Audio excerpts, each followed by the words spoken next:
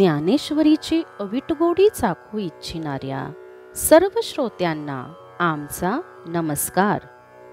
सर्व श्रोत्यांनी पूर्ण चित्त एकवटून ध्यानस्थ बसून डोळे मिटून शांतपणे ज्ञानेश्वरीच्या ओव्यांचा आस्वाद घ्यावा ही नम्र विनंती। अध्याय 18 सर्व गीतार्थ संग्रह योग भाग 20 ओवी क्रमांक 951। का नाव जैसी उदधी महारोगी दिव्यौषधी न विसंविजेतया बुद्धी स्वकर्म येथ मग ययाची गा कपिध्वजा स्वकर्माचिया महापूजा तोषलाईशू तमरजा झाडा करुणी शुद्ध सत्वाचिया वाटा आणि आपुली उत्कंठा भवस्वर्ग काळकूटा ऐसे दावी जिये वैराग्य येणे बोले मागा संसिद्धी रूप केले किंबहुना ते आपुले मेळवी खागे मग जिंतेलिया हे भोये पुरुष सर्वत्र जैसा होय का जाला हि जेला हे ते आता सांगो। समुद्रात नावेचा त्याग महारोग्याने दिव्यौषधीचा त्याग करू नये त्याप्रमाणे स्वधर्माच्या आचरणाचा त्याग करू नये। मग हे कपिध्वजा याच स्वकर्मरूप महापूजेने संतुष्ट झालेला ईश्वर तम आणि रज या गुणांचा नाश करून आपली उत्कंठा शुद्ध करून सत्वगुणाच्या मार्गाला आणतो आणि संसार आणि स्वर्ग हे काळकूट विषासारखे आहेत असे वाटायला लावतो।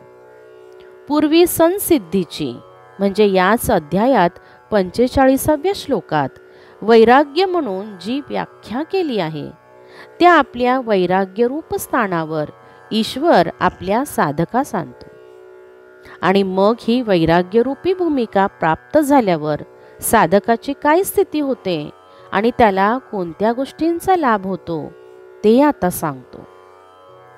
तरी देहादिक हे संसारे सर्वही मांडले से जे गुंफिरे तेथ नातुडे तो वागुरे वारा जैसा पै परिपाकाचिये वेळे फळ देठे ना देठू फळे न धरे तैसे स्नेह कुळे सर्वत्र होय पुत्र वित्त कलत्र हे जालिया ही स्वतंत्र माझे न म्हणे पात्र विषाचे जैसे हे असो विषय जाती बुद्धी पोळली ऐसी माघोती पाऊले घेऊन एकांती हृदयाचा रिगे ऐसया अंतःकरण बाह्य येता तयाची आन न मोडी समर्था भेण दासी जैसी वारा ज्याप्रमाणे जाळीतून इकडे तिकडे जाताना अडकत नाही त्याचप्रमाणे तो साधक देहादिक संसाररूपी पाशात अडकत नाही। फळ पिकले म्हणजे देठाला धरीत नाही तशी त्याची संसारविषयीची ममता कमी होते।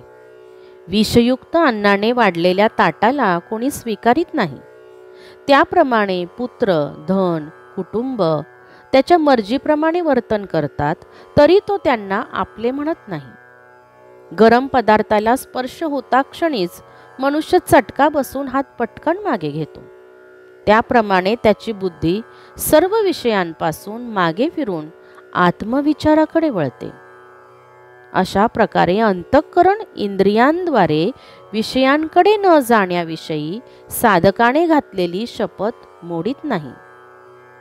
ज्याप्रमाणे स्वामीच्या भयाने दासी आज्ञा मोडीत नाही तैसे ऐक्याची मुठी माझी वडे चित्त किरीटी करुणी वेदीने हटी आत्मयाचिया तेव्हा दृष्टादृष्ट स्पृहे निमणे जालेची आहे आगी दडपलिया धुए राही जे जैसे म्हणोनी नियमिलिया मानसी स्पृहा नासोणी जाय आपैसी किंबहुना तो ऐसी भूमिका पावे पै अन्यथा बोधू आघवा मावळेनी तया पांडवा बोधमात्रीची जीवा ठाओ होय धरवणी वेचे सरे तैसे भोगे प्राचीन पुरे नवे तव नुपकरे काहीची करू। अर्जुना त्याप्रमाणे चित्त एकाग्र करून त्याला आत्म्याच्या छंदाला लावतो. अग्नी राखेत दडपला म्हणजे जसा धूर थांबतो, त्याप्रमाणे ऐहिक आणि पारलौकिक विषयांची इच्छा सहजच नाहीशी होते. म्हणून निग्रह झालेल्या मनातून इच्छा आपोआप नाहीशी होते. साधकाला त्या अधिकाराची पात्रता येते. अर्जुना, त्याचे सर्व विपरीत ज्ञान नाहीसे होऊन केवळ ज्ञानाच्या ठिकाणी त्याच्या अंतःकरणाचा निश्चय होतो. साचलेले पाणी खर्चून संपते आणि तसे देहभोग भोगून प्रारब्ध कर्म संपून जाते. कर्तृत्व भावना नसल्याने नवीन कर्म उत्पन्न होत नाही. ऐशी कर्म साम्य दशा होय तेथ विरेशा, मग श्री गुरु आपैसा भेटेची गा. रात्रीची चौपाहरी वेचलिया अवधारी, डोळ्यांत मारी मिळे जैसा. का येऊनी फळाचा घडू, पारुषवी केळीची वाडू, श्री गुरु भेटोणी करी पाडू बुभुत्सु तैसा. मग आलिंगेला पौर्णिमा, उणी बसांडी चंद्रमा, तैसे होय विरोत्तमा गुरु कृपा तया. तेव्हा अबोध मात्र असे, तो तवतया कृपा नासे, तेथ रात्री सवे जैसे अंधारे जाय. तैसी अबोधाची खुशी, कर्म करता कार्य ऐशी, त्रिपुटी असे ते जैसी गाभिनी मारिली. अरे अर्जुना, अशा प्रकारे भोग आणि कर्माने साम्यदशा प्राप्त झाली म्हणजे श्री गुरूंची आपोआप खात्रीने भेट होते.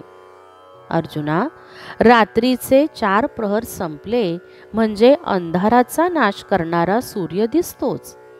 अथवा फळाचा घड घेऊन केळीची वाढ खुंटवितात, त्याप्रमाणे श्रीगुरु साधकाला भेटून तसे करतात.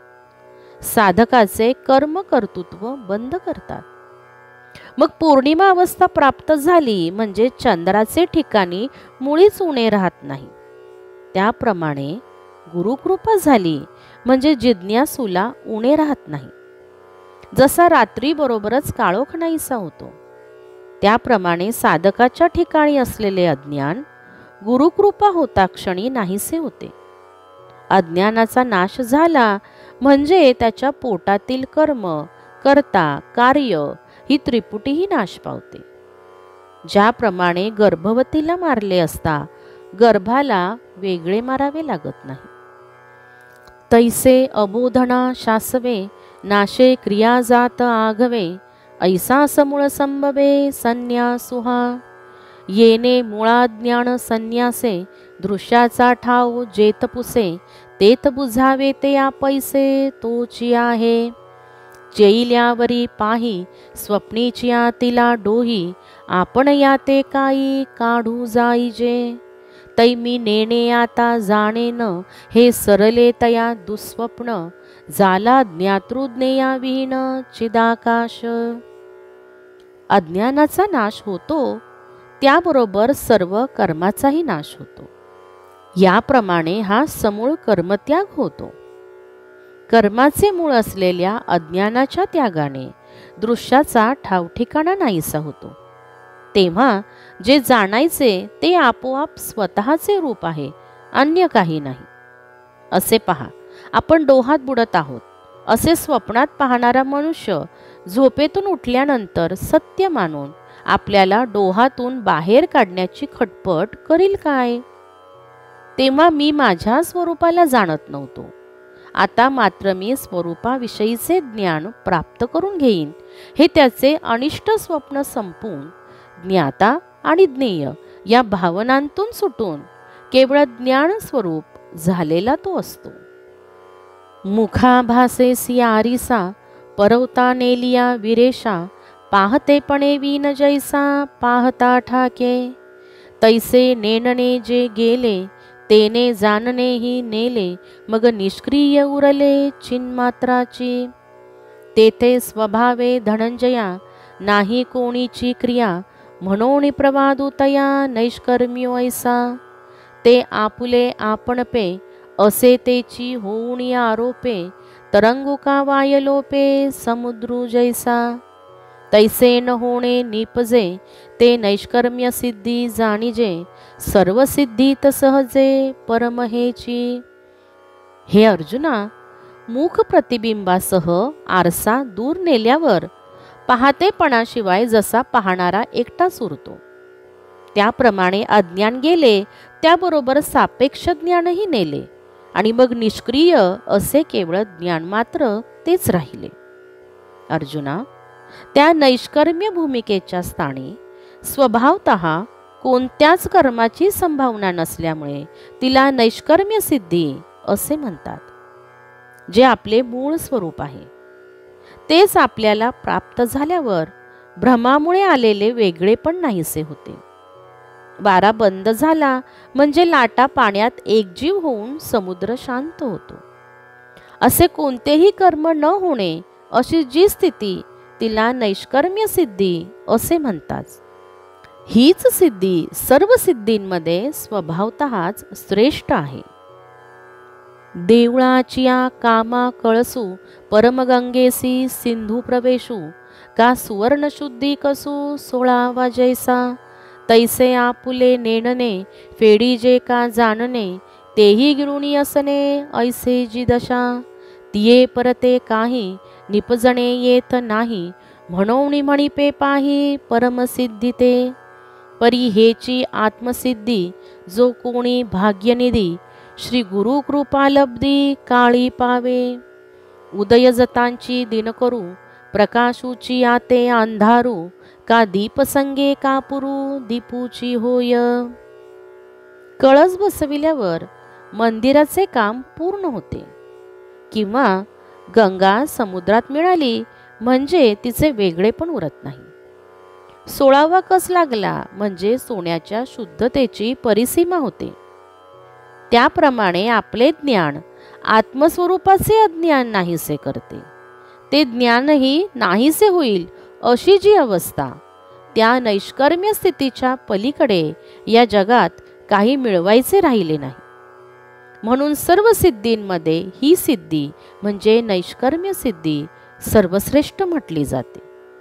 परंतु श्री सद्गुरूंच्या कृपाप्रसादाच्या लाभाने एखाद्या थोर भाग्यवंताला अशा प्रकारची आत्मसिद्धी प्राप्त होते। सूर्य उदयाक्षणीच अंधाराचाच प्रकाश होतो, दिव्याच्या संगतीने कापूर दिवाच होतो। तया लवणाची कणिका मिळत खेओ उदका, उदकची होऊनी देखा ठाके जेवी, का निद्रित चेबविलिया स्वप्नेसी निंद वाया, जाऊनी आपण पया मिळे जैसा, तैसे जया कोण्हासी दैवे गुरुवाक्य श्रवणाची सवे, द्वैत गिळोणी विसवे आपणया वृत्ती, काना वचनाची भेटी सरिसाची पै किरीटी, वस्तू होऊनी उठी कवणीये कुजो, तयासी मग करणे हे बोली जैलेची कवणे, आकाशा येणे जाणे आहे काही, पाण्याचा स्पर्श होताच मिठाचे पाणी होऊन तो जलरूप होऊन राहतो, अथवा गाढ झोपलेल्या मनुष्यास जागे केले असता मिथ्या स्वप्नासह त्याची निद्रा नाहीशी होऊन तो मूळ स्वरूपाला प्राप्त होतो। त्याप्रमाणे एखाद्या दैववान पुरुषाला गुरुवाक्य कानी पडताच द्वैत बुद्धीचा नाश होऊन वृत्ती आत्मस्वरूपी स्थिर होते। अर्जुना, गुरूंनी केलेला महावाक्याचा उपदेश कानांनी ऐकता क्षणीच जो कोणी एक आत्मरूप होऊन जातो, त्याला काही कर्म उरले आहे असे कोण म्हणेल? सर्व व्यापक आकाशाला येणे जाणे वगैरे क्रिया असतात का? म्हणोनी तयासी काही त्रिशुद्धी करणे नाही, परी ऐसे जरी हे काही नव्हे जया, एरवी स्वकर्माचे निवणी काम्य निषिद्धाची इंधणी, रजतमे कीर दोन्ही जाळिली आथी, पुत्रवित्त परलोकू ययातिहीचा अभिलाखू, घरी होय पाईकू हेही झाले, इंद्रिये सैरा पदार्थी रिगता विटाळली होती, तिये प्रत्याहार तीर्थी न्हाणिली कीर, आणि स्वधर्माचे फळ ईश्वरी अर्पुणी बळ, घेऊन केले अढळ वैराग्यपद. म्हणून अशा पुरुषाला काहीच कर्तव्य उरत नाही, यात संदेह नाही. पण ही गोष्ट तत्काळ ज्या कोणा पुरुषासंबंधी घडत नाही, महावाक्याच्या श्रवणाबरोबर वस्तुरूप होता येत नाही, पण ज्या मंद अधिकारी पुरुषाने स्वधर्मरूपी अग्नीमध्ये काम्य आणि निषिद्ध कर्मरूप काष्टाच्या साहाय्याने प्रथम चित्तावरील रज तम ही दोन्ही दोष जाळून टाकले आहेत. पुत्र, धन, स्वर्गलोकाविषयीची इच्छा, या तिन्ही विषयीची इच्छा सेवकाप्रमाणे ज्याच्या आज्ञेत आहेत, ज्याचे मन हवे तेव्हा धाव घेत नाही, ज्याचा मनावर अंकुश आहे, विषयांच्या ठिकाणी ग्राह्य अग्राह्य विचार न करता मुक्तपणे धाव घेऊन विषयाच्या मळाने मळलेली इंद्रिये शुद्ध होण्यासाठी निग्रहाच्या प्रत्याहाररूपी तीर्थात स्नान करून पवित्र झाली आहेत आणि स्वधर्माचरणाने प्राप्त होणारे फळ ईश्वराला अर्पण करून त्याच्या प्रसादाने ईश्वरापासून अक्षय वैराग्याचे बळ मागून घेऊन वैराग्यपद अढळ केले आहे. ऐसी आत्मसाक्षात्कारी लाभे ज्ञानाची उजरी, ते सामुग्री कीरपुरी मेळविली आणि तेची समयी सद्गुरु भेटले पाही, तेवी चितीही काही वंचिजेना. परी ओखद घेत घेओ, काय लाभे आपुला ठाओ, का उदय जतांची दिओ मध्याण होय. सुक्षेत्री आणि बोलटे, बीजही पेरिले गोमटे, तरी आलोट फळ भेटे परिवेळे की गा. जोडला मार्गू प्रांजळू, मीनला सुसंगाचाही मेळू, तरी पाविजे वांचून वेळू लागेची की. ज्ञानाच्या ज्या उत्कर्षाने आत्मसाक्षात्कार होईल, त्या उत्कर्षाच्या प्राप्तीची ती सर्व सामुग्री त्याने मिळविली. अशा शुभ समयाला श्री सद्गुरूंची भेट झाली आणि त्यांनी मनपूर्वक उपदेश केला. परंतु औषध घेता क्षणी रोगाची निवृत्ती होऊन मूळ आरोग्य स्थिती प्राप्त होते काय? अथवा दिवस उगवता क्षणीच मध्याह्न काळ होतो का? ओल असलेल्या चांगल्या जमिनीत उत्कृष्ट बीजही पेरले तर मुबलक धान्य मिळेल, परंतु अर्जुना, त्याला काही काळ जावा लागेल. रस्ता सोपा आहे, सोबतही चांगली आहे, तरी सुद्धा मुक्कामाला पोचायला ठराविक काळ हा लागणारच. लगेच मुक्कामाच्या स्थानी पोहोचता येणार नाही. त्याप्रमाणे वैराग्य प्राप्ती झाली, सद्गुरूंच्या भेटीचा मंगलयोग आला, ज्ञानप्राप्ती करून घेण्याची अंतःकरणात इच्छा निर्माण झाली.